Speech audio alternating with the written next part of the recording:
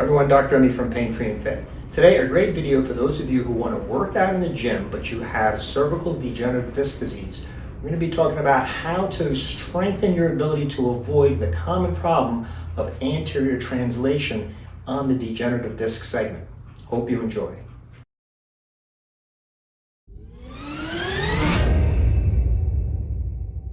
So in a previous video, we described the problem of anterior translation of the vertebra in a cervical degenerative disc segment, meaning that as the disc degenerates or loses its height because it becomes dehydrated due to the disc herniations and bulges, and the disc can't repair itself, as the two vertebrae come together because the disc in between has decreased its vertical height, the ligaments that surround the two vertebrae become more slack.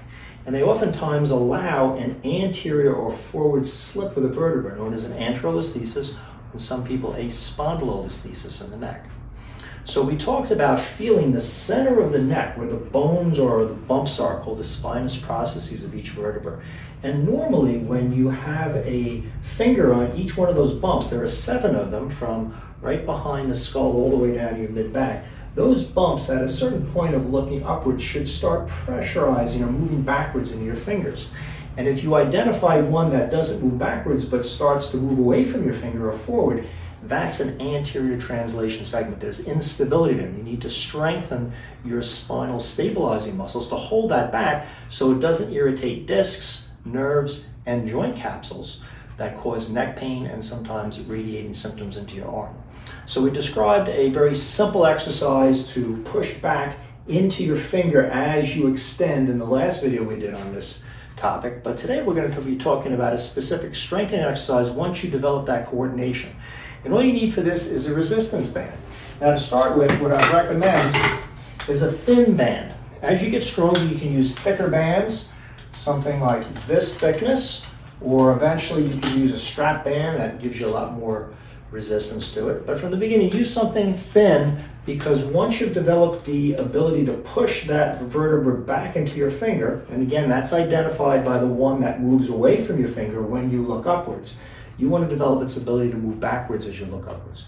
So when you have identified that exact area, and as I said in the previous video, that many times is where you have a horizontal skin crease at the same level, you want to then take the band and put it at that same level. Now from the beginning, you may want to help localize that with 2 fingers with the strap in between, so you can really localize the strap so it's right over that bone that moves forward.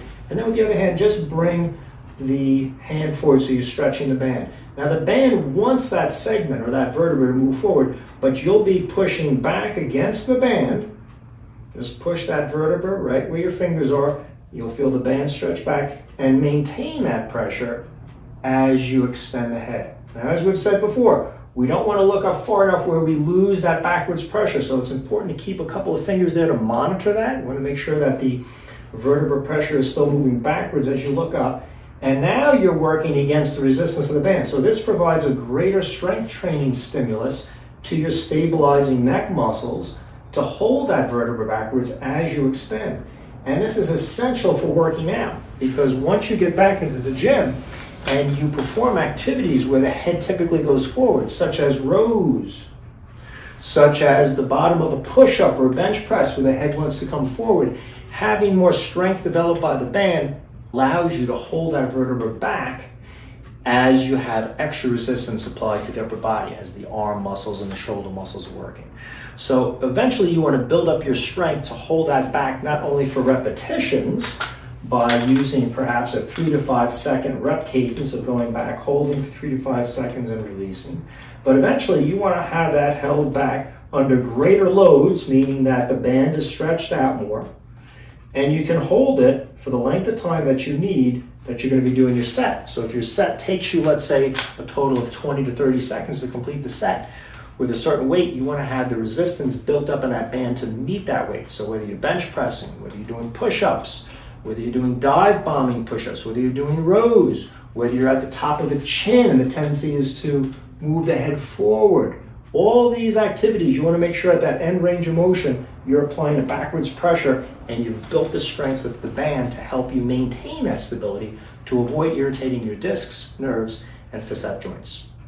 If you've enjoyed this video on cervical degenerative disc disease training to get back in the gym, feel free to subscribe to our channel. Got a lot of great videos out there to help you. Questions or comments, as always, write in. I'll do my best to answer. And remember, if you're looking for a great program to figure out your body mechanics and how to develop your neck stability, check out our neck healing exercise program available at painfreeandfit.com. It has an analysis you can do on your body mechanics and posture and how it relates to spine stability, and gives you a step-by-step tutorial of how to build a good self-rehab program to strengthen your neck and add to stabilization.